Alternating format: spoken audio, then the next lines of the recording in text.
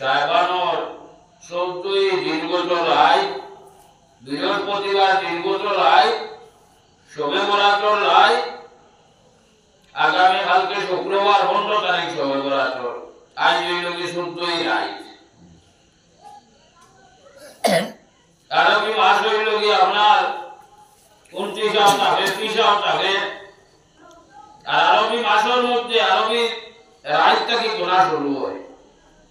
এর লাগে বৃহস্পতিবার দীর্ঘতর রাত আজ শবে বরাতর রাত, আগামী রাতপুর দিন হইল কি শুক্রবার 14ই রাত,